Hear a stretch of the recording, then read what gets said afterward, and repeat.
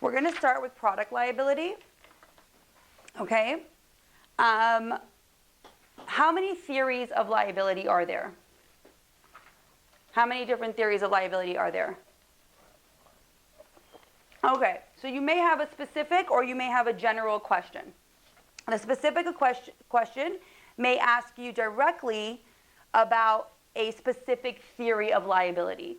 If the specific question asks you only about one or more theories, you only discuss those theories. Clear? Okay, so just so you know, these approaches go rather quickly. The way that I like to teach them is I teach the whole approach, write down any question that you have, and then we'll get to them at the end of the approach, okay? It makes the approach move rather swiftly. If you're in a general question, there are 3 theories that will always apply in a general question. What do you think they are? And what do I mean by a general question? Anybody? What's a general question on product liability? Discuss everything. There's no specific call to question. It's not going to say discuss everything. What is the question going to look like? How will Dan be convicted under product liability? It probably will not even say product liability. It will say something like, let's say the vacuum caused an injury. What theories, if any, will Dan be liable for the injury caused to the victim? That's how it'll say it. That's how it'll word it.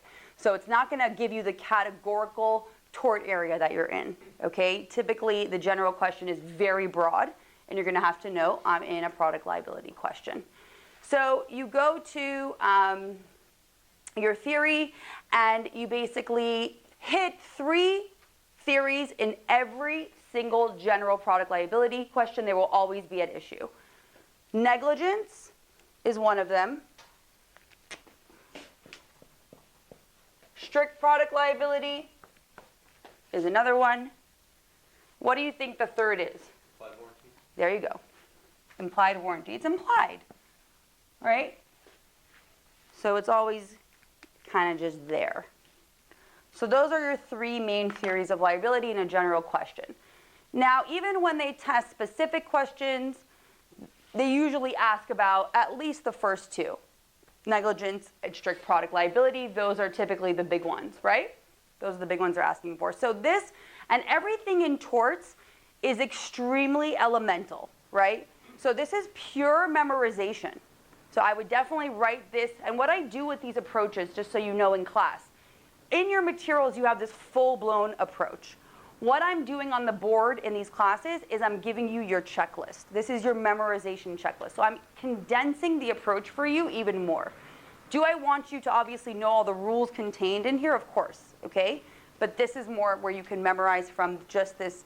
When I say write out the checklist, know the checklist, this is what I'm talking about. These are your elements, and your elements then will convert into what? In your writing, your what? Your headings, correct? Okay, good. A lot of you know that because I see it in your writing. You're getting it because I see it in your submission. So good job there. So let's keep going.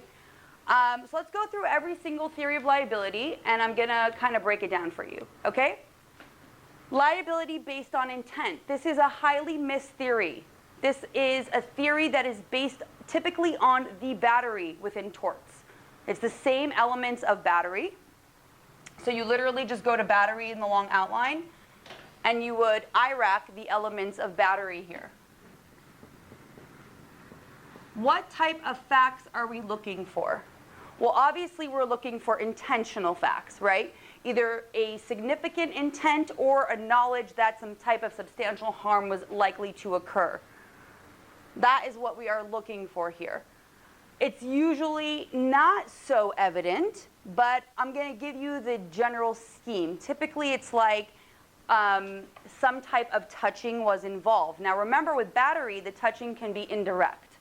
So there was a fact pattern once with a doctor, and the doctor was prescribing an eye cream, and the eye cream ended up having an allergic reaction to the patient. So the patient was able to sue under this theory. Okay, now remember, this is very important. In a general product liability question, it's not always, and this is very important for really every area that is elemental, which is most areas on the California Bar essay portion. It's a theory that might be applicable. Does that make sense? So sometimes, like when you were writing for conspiracy, right? You had an essay on conspiracy.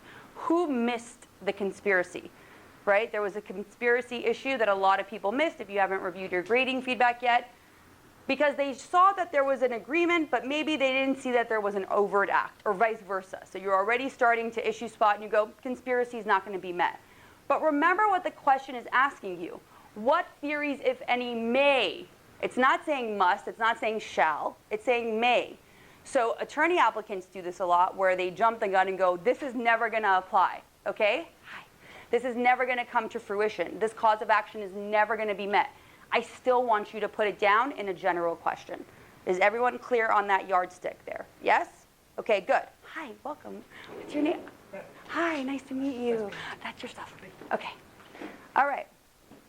So with that being said, let's say you're looking at liability based on intent in a general question and you're not really sure if the elements of battery will be met. Do you still put it down in a general question? Yes or no?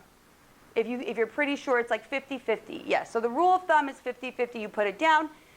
I rack the elements of battery for this theory to be met and apply any intentional tort defenses.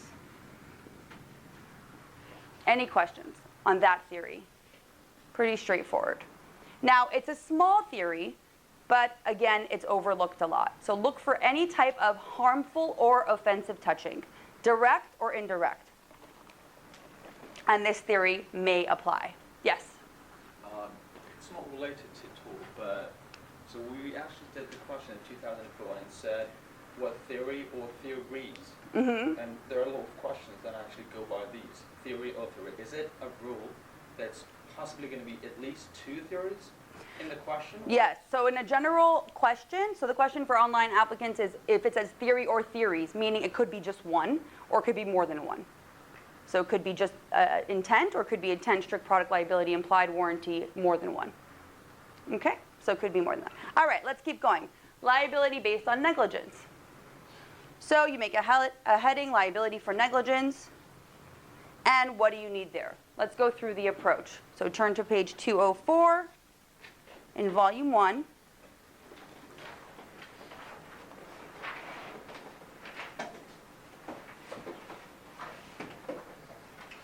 Student is texting me that she's late. Let me tell her it's okay to come.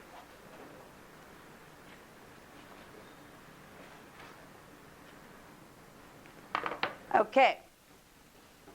And what do you need? Well, you need a proper plaintiff. Who is a proper plaintiff? Anyone within the foreseeable use of the product. Proper defendant. Manufacturer, product designers, wholesalers, retailers. Anybody, right? Anybody really can be a proper defendant. And then negligence. So in the approach, I want you to put a bracket around where it says negligence. Okay? I'm on the bottom of page 204. I want you to put a bracket around that, and I want you to skip that paragraph. I want you to read it. These are just basically, it's kind of like ways in which negligence is typically found. Okay? So it's a general, like typical facts that you're looking for. Negligent manufacture of the goods, negligent inspection, negligent failure to provide adequate warnings, negligently defective design. You're looking for sets of facts within any one of those categories. But for purposes of approach, the next element you're going to is duty. Now there are different duties. Well, there's a variety, a little wrinkle there. So for a manufacturer or designer, I'm on the top page of 205, okay?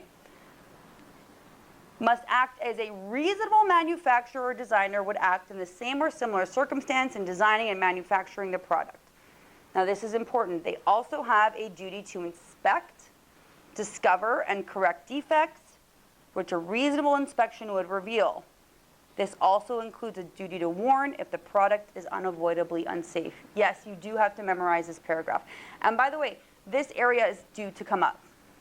Product liability, torts. Is it on my prediction list? Yes, it is. And it's definitely due to come up, okay? So you definitely want to know it. Now, the wrinkle with retailers or wholesalers is that it's the same standard as above. However, if you look at the rule, a retailer has no duty to inspect, unless he or she knows or has reason to know that the product is likely to be dangerous.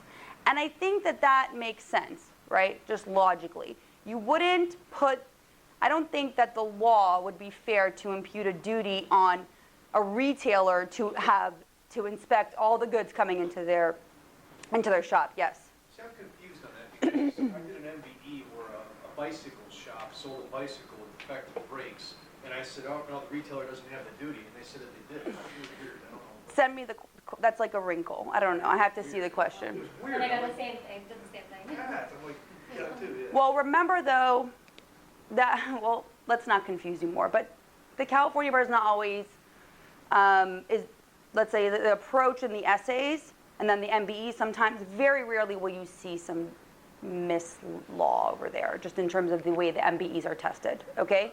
All right, but for essay purposes, make sure that this is the standard, okay? Because that's the correct rule. Now, it doesn't mean that the MBE wasn't wrong either. It was probably wrong, because that is the correct law. All right, breach. So let's just talk about, actually, let's back up for duty for a second. Within duty, I'm going to teach you in negligence, in general negligence, that with duty, you're only stating the duty that the defendant holds. You are not analyzing breach.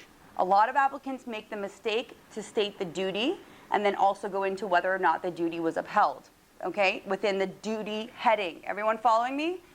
So when you are giving the duty that is present, you're only stating what that duty is. And that applies to negligence, product liability, and that applies to general negligence when we talk about the negligence approach. When you get to breach is where your analysis is going to shine. So when you're talking about duty, it's a very quick in and out element. Let's talk about timing for just a moment. Proper plaintiff, quickly in and out, just identifying if you have a proper plaintiff. Yes, right? Come on. Proper defendant, quickly in and out. Yeah. Duty, maybe, so I would say maybe 1 to 2 minutes here, 1 to 2 minutes here. Duty, maybe 1 to 3 minutes, just setting up the rule statement, right? Maybe one as little as 2 to 3 minutes, let's say. What I'm trying to get you to do even this early on is start thinking about your timing right away, especially when you're on a product liability essay, which could be a racehorse, and you have maybe 3 or 4 theories of liability to talk about. You know, it's important to keep in mind, you may have a straight product liability essay, but you also may have a crossover. So call 1 may be asking you for product liability, call 2 may be just general negligence, or call 2 may be defamation, and then you have to go through an entire defamation approach, right? So it's important that you, early on, when you do your issue spotting under the cause of the question, which you should be doing, how many minutes did I say to spend on issue spotting in the beginning? Half an hour. In the actual essay, though. Oh. I'm saying on the bar. On In your that. practice, yes, about 30, 40 minutes. But on the actual bar, you're going to be spending about 7 minutes, 6 to 7 minutes issue spotting before you write. So in that timing, let's just say, let's start thinking right now. Let's say you have liability for negligence. How many elements are there? 1, 2, 3, 4. Skip res ipsa, it's usually never an issue. 5, 6, 7, 8, 9, 10. 10 issues you know you're always going to go into. Okay? And then you go to strict product liability, which we'll get to. And you have 1, 2, 3, 4, 5, 6, 7, 8, 9, 12 to 13 issues. Let's just say it's only these 2 theories. Well, right now, what are you at? How many? About 23? 23 issues, right? This is just 2 theories. You may also have defamation to go into. Okay? So with that being said, let's just say you have about 55 minutes to write. Let's actually lowball that. Let's say you've taken 10 minutes to issue spot. Okay? You have 50 minutes to write, which should try and give yourself at least 54 minutes or so. Okay? You're going to divide the issues into the time that you have left, and that's literally the amount of time that you're going to be able to spend on these issues. So you have to know, you're not supposed to become a mathematician right now, okay? But you are to know proper plaintiff in and out, proper defendant in and out, okay? Duty, maybe a little bit more time. Breach, this is my bread and butter. This is where I'm really going to shine and give that full-blown analysis, okay? So that's what I mean by it's not just approach in terms of your checklist under each theory. It's also knowing where I'm stopping and spending some more time and where I'm quickly getting in and out. When I say quickly get in and out, you can generally take that to mean about 1 to 2 minutes. When I say stop, this is where your analysis points are gonna be picked up, 3 to 4 minutes. Or let's actually know it, 2 to 4 minutes, let's say, depending on the length of the issue. So timing, especially for those suffering from timing issues, which a lot, at least half the class typically does, you want to start thinking about that early on. All right? Any questions on that? Good. So to continue our approach, breach. This is, you'll hear me say bread and butter, your money maker, shaker, rump shaker, I don't know, whatever you call it. I have my own language, yes I do. To prove page 205, to prove breach of duty, the plaintiff must show negligent conduct by the defendant leading to the supplying of a defective product by the defendant. So you want to make your analysis pretty elaborate to the sense of what did the plaintiff experience, okay, and what did the defendant do when he or she supplied the defective product, okay? That's where you want your analysis to shine. And I've given you the test and some exam tips. Make sure you read these on your own time, okay? Because if your analysis touches these points, that is where you will pick up your points. So analysis is something very specific. I do see a lot of you following my structure that I taught you in the first lecture, where you were giving an assertion and attaching some good examples to, so I'm pretty happy about that, okay? But when I go into your essays, I'll be able to see if you have analysis problems, okay? So let's keep going. Res ipsa, it's not a major issue. I've never seen it come up here. It's there because it's part of the law. I wouldn't worry too much about it, okay? For purposes of this theory. Next, we get to causation. So with causation, it's just like regular negligence, and you talk about actual and proximate. Actual and proximate causation. So two separate headings. Typically, they're minor issues.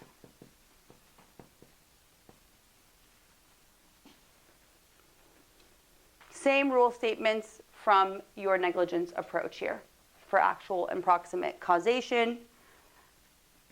Damages, pretty quickly in and out as well. Quick issues, make sure you, however, establish the damage. What type of damage is necessary here? Plaintiff may recover for pain and suffering or property damage, but not only for economic loss. You have to know that. Please do not forget your defenses. Defenses in the law must always be considered, not only when they're asking for them. Contributory negligence, comparative negligence, and assumption of risk. I want you to bring up each one of them and IRAC. So even if it's not an issue, just tell us why. Okay? So you have to go into your defenses. A lot of applicants will clump defenses into one paragraph. Make sure that you're IRACing each one separately. And that goes as a rule of thumb for every area that we will be learning together where there are defenses. And there's a lot of them. Okay? Clear? Good. Next theory. Strict product liability, the other biggie. We all think about this one, right? This is the main one that usually pops into our mind, but it's not the only one. So what do we need? Page 206. We need a strict duty owed by a commercial supplier, someone who sells a product in a defective condition that is unreasonably dangerous to the user, is subject to liability for any physical harm caused hereby if seller is engaged in the business of selling that type of product, it is expected to reach and does reach the consumer without substantial change in the condition sold, and the defect proximately caused the injury. So this is kind of like a big intro, right, to the strict product liability theory. What I want you to do here is 1, 2, and 3, you don't have to memorize, okay? Don't make that a big intro. Just basically tell us if you have a commercial supplier here. That's what we want to know for this first element.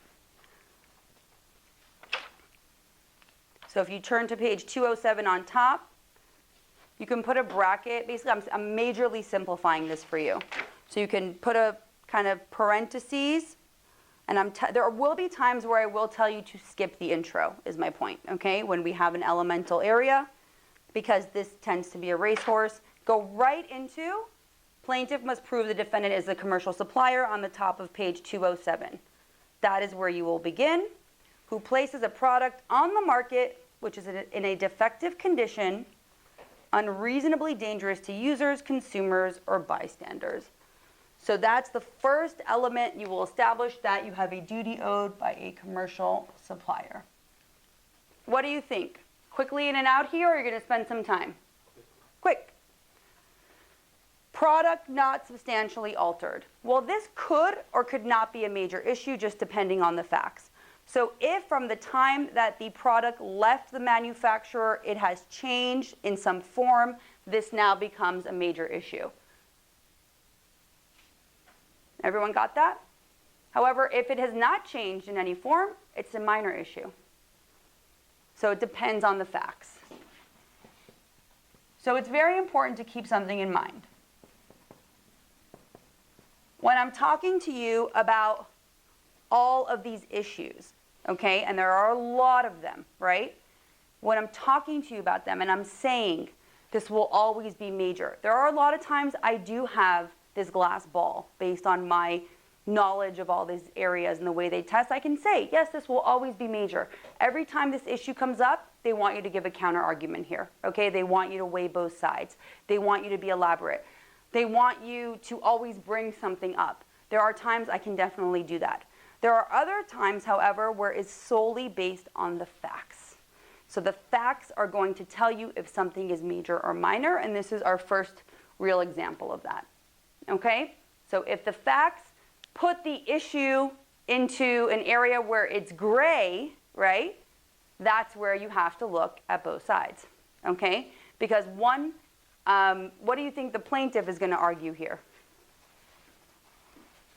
Let's say we have, a blender that leaves the storage, the manufacturer storage, with a safety feature. And by the time it gets to the retailer, the safety feature is no longer working, right? Has the product been substantially altered at that point? Yes or no, in my set of facts?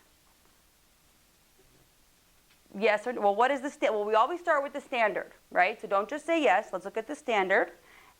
To hold the commercial supplier strictly liable for a product defect, the product must be expected to and must in fact reach the user or consumer without substantial change in the condition in which it is supplied. One party, who do you think is going to argue, well, it didn't have the safety feature, but that's not substantial. Who's going to argue for that? Defend it, right? So do you understand both sides? Now, you're always going to reconcile the stronger side. The stronger side is going to come back and say, hold on a second. Yes, the purpose of the blender is to blend food, and the blender can probably still blend the food. However, a safety feature is a substantial component that is expected of a blender. Who's with me? Who's with the plaintiff in this scenario? Okay, based on the standard. Remember, but not based on what you think is right or wrong, okay? Based on the standard. So we don't bring our own views into it. So based on the standard, do you think that a blender not having a safety feature is a substantial change? Yes. I agree. I think a blender not having a safety feature is a substantial change in the consumer expectation of what that blender is supposed to be like. So therefore, I'm going to side with the plaintiff here. So my point is, I like the way our minds need to go to both sides, okay? I don't want you worrying so much about who's right. Yes, we are looking for a sound conclusion, but push yourself in your writing to make these arguments, okay? And I always see this every course, as applicants get more and more comfortable being in a class, the arguments will flow. Not arguments in terms of like turmoil, but like both sides. You'll feel more and more comfortable and say, whoa, wait. I had this girl last class, and the first couple classes she didn't say a word, and then all of a sudden, her voice came out. and she just gave these great arguments in class. So I want to hear more of those because that will then register to your writing. Are you all with me tonight? Yes? We're all present? Present? Okay, great. Fantastic. Okay, I know this is kind of a lot of information, all these elements, but you have to know them. Okay, so my point is this could be a major or minor issue based on the what? The facts. Great. Breach. Breach is always going to be major. There are 3 ways to prove breach. There are 3 ways, and I want you to talk about all of them, even if it's just to tell us that there was no inadequate warning issue. Okay, so separate IRAC for each. And if you look at page 207 on your approach, you'll see breach of duty. The plaintiff need not prove the defendant was at fault in selling or producing a defective product, only that the product is in fact so defective by one of these 3 ways so as to be unreasonably dangerous. Okay? And as the exam tip tells you, separately head note each type of defect, define all 3, and go into depth with the one that applies. So you'll usually, at least 2 of them will apply, typically. At least 2 of these will apply. You have a manufacturer defect, you have a design defect, and you have an inadequate warning. The rules are right there. They're pretty straightforward. I don't really foresee any real questions on them, okay? But make sure that you know these 3 defects and you know that you have to go into them, give good creative arguments as to the standard, okay? Definitely see both sides here, 100%. So you're going to always give counter arguments within these areas. And breach within negligence, we saw it with this theory, breach in general negligence, which we'll go over tonight, will always be a major issue and will always require a counter argument, meaning both sides, okay? Cool. So I want you to add something to this approach, okay? I was going through it, and it's in the misuse defense, but I actually want you to add it as a separate element, okay? Under inadequate warning on page 208, I want you to make a subheading, foreseeable use. And I want you to add that as a separate element. I'm going to give you the standard. Well, what is the concept here? Is the customer doing what? Is the customer using the product in a foreseeable manner, right? That's the general concept. And here is your rule. A plaintiff, write this down please, or type it out. A plaintiff may recover if she can prove,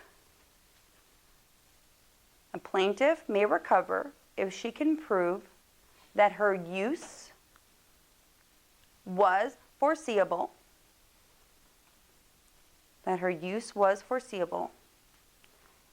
even if the use was not intended by the manufacturer. Anyone need me to repeat that? Okay. The plaintiff may recover if she can prove that her use was foreseeable, even if the use was not intended by the manufacturer. Who wants to tell me if this is a major or minor issue, or if it depends on the facts? Who thinks major issue? Depends on the facts. 100%. This is going to depend. So, if the plaintiff is using it the way that, if there was a fact, let's go back to the blender, okay? The blender was the hot and cold. I may have even assigned this one. Actually, no, I think it's an in-class practice that we'll probably do without giving away too much. It said not to be used as a cold blender, not to be used for hot products, right? Is it reasonably foreseeable that someone may even use let's say a Ninja that says cold blender, right? Make smoothies and stuff for soup? 100%. I would do it in like no second. I wouldn't even think twice. Cold, hot, what does it matter? Probably would explode in my face, probably knowing me. But I would use it for any purpose I wanted to. It's a blender. It has a top. You hold it down. Okay. That's what we're getting into. So if the facts are there that can make it that major issue, give both sides, okay? What is the manufacturer, commercial supplier in that scenario going to argue? What is the flip side of that going to be? What is the defendant going to argue? Wasn't foreseeable. It says it right there on the package. Cold blender, to be used for cold beverages, right? You understand? I'm just trying to get the wheels turning a little bit more. I know they're turning in full effect because there's so much going on, okay? But I want you to start seeing these arguments because California is a stickler for analysis.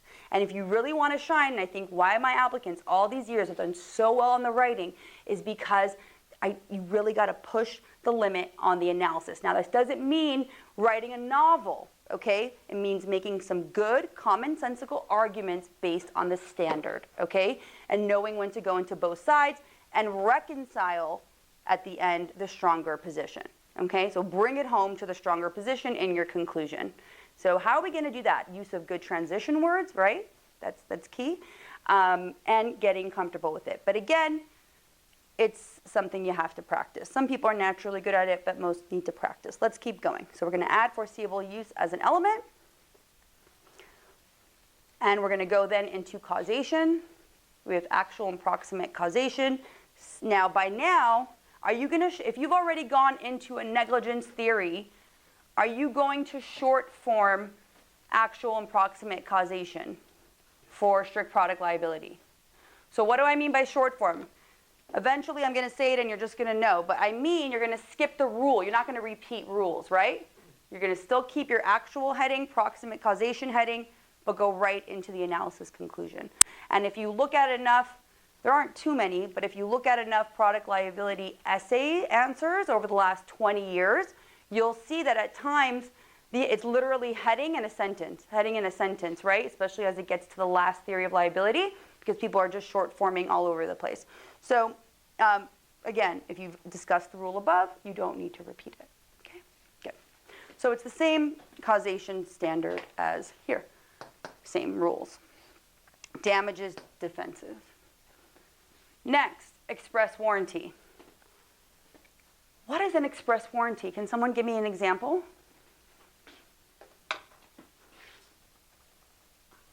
What's an express warranty? Like an everyday, what do you sleep on? A mattress, right? Does a mattress typically have an express warranty on it somewhere? Or when you buy a computer, do you usually get a warranty on it somewhere, like the receipt or, right? What is that? What does that stand for? What is an express warranty? It's written, right? That's the key distinguishing factor. So if you have, and let's go through the elements, page 209 top, an affirmation of fact or promise concerning goods that become part of the basis of the bargain creates an express warranty. 3 elements must be met. 1, the defendant must misrepresent a material fact concerning the character or quality of the product. This mattress will guarantee that what? Give me some, I don't know, you'll stop snoring. You'll never snore again, right? Material fact, seller can relate to the good about the goods, becomes part of the basis of the bargain. But what has to happen? Based on that representation, the buyer does what?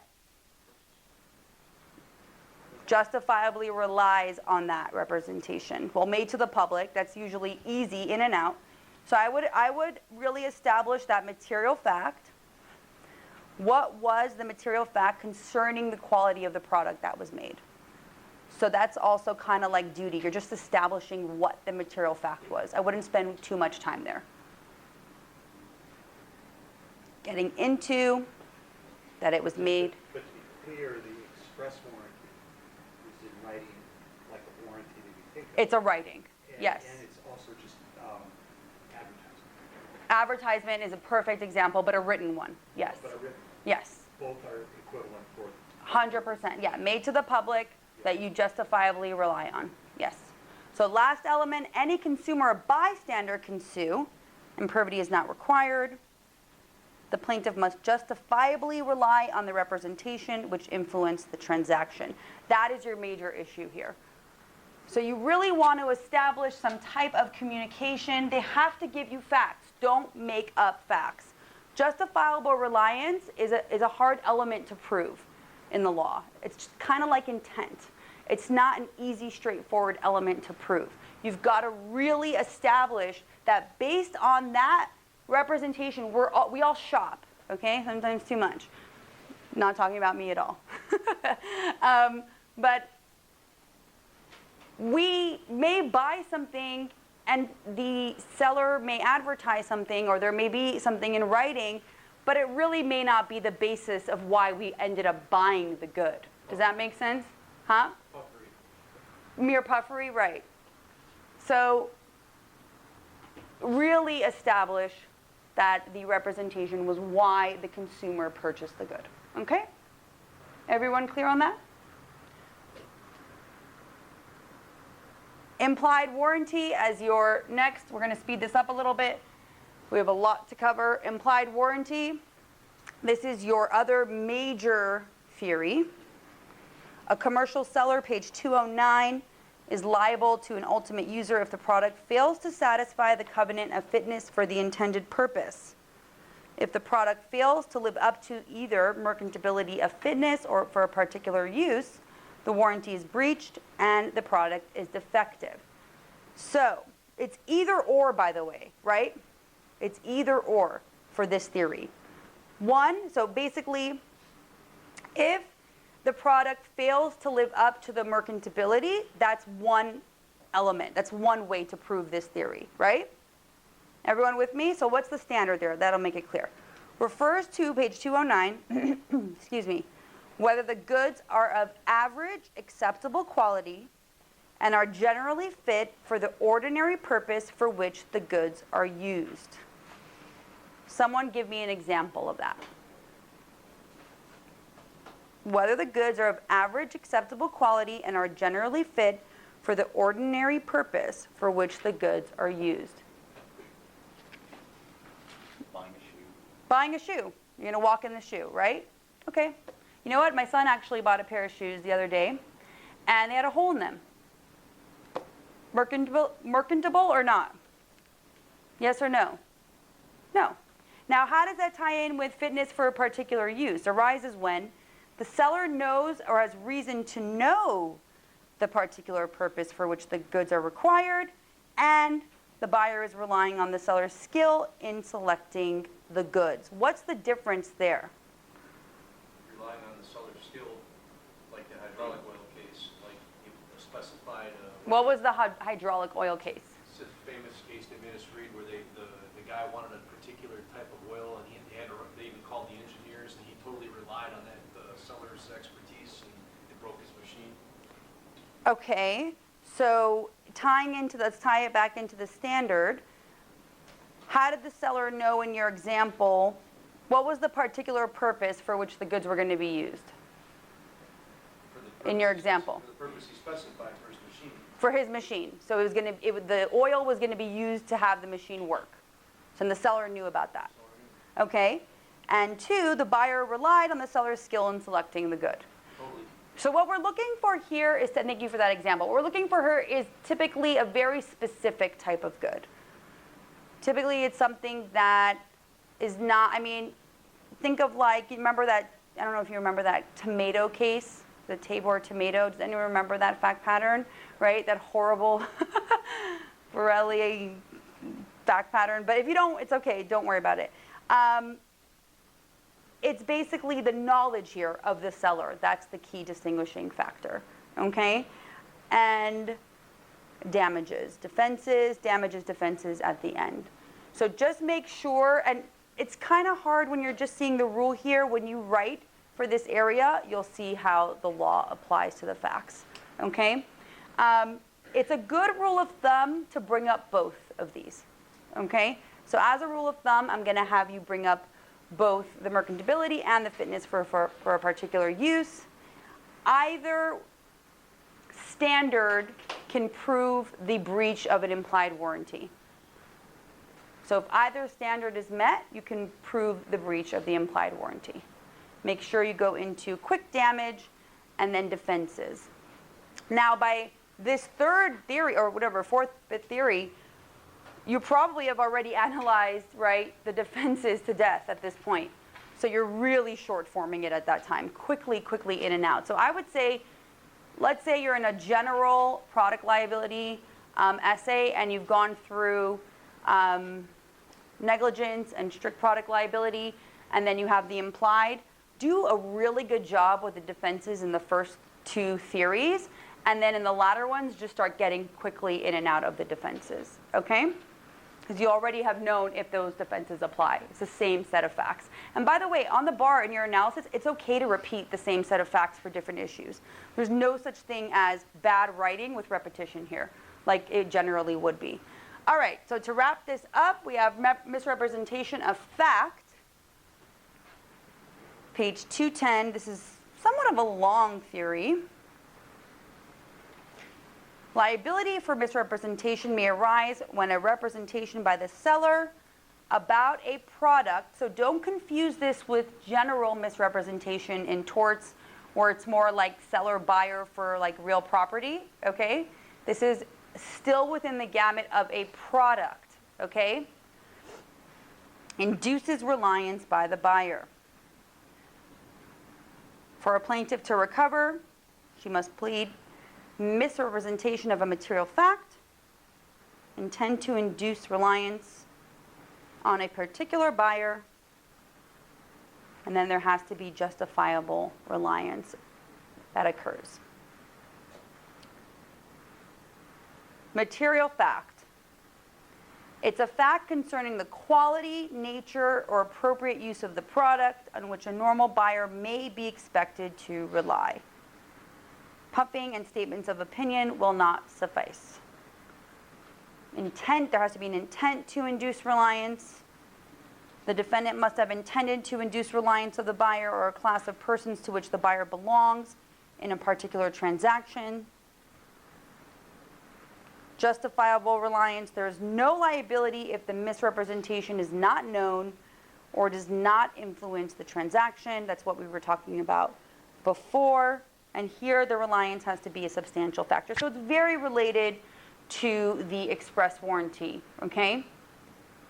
Here, however, it can be oral. That's the biggest distinguishing factor. So if you do have a seller making all of these representations, then the express warranty, I would bring that up, as well as the misrepresentation of fact. I'd bring up both of those theories. So if you have a seller that's saying, you ever go into Brookstone and they promise you, like, use this pillow, it will, what's the word? It'll cure sleep apnea, they told me. My husband, he has snores like, all night long. And I'm like, really? It will cure it? Okay, I'll buy it. Didn't cure it for shit. He still snores. And that was me. I could have probably got my money back on this theory. I love my husband a lot, but yeah, I could do without. Well, he's gotten better. Okay. Anyhow, you hear me talk about my family a lot. We're very, very close. Okay. So then we go into causation, proximate cause. Shocker there, right? So you see a lot of repetition at the end with the causation, damage, and defenses. Okay? Pure memorization of the elements and rule statements. This is pure memorization. I would make a chart just like this. I would memorize this checklist. Okay? I would memorize this checklist because a lot of these elements are somewhat commonsensical. So even if you kind of forget the rule, you can still kind of make one up, although I really do not support making up rules as best as you can. Okay? You should have the rules down. You can definitely simplify this approach, condense the rules somewhat. The long outline does have more condensed rules within the gamut of these elements. And you have to know this area. It's going to come up for those taking the multiple choice, and then definitely it's due to come up on the essay portion. The last time product liability was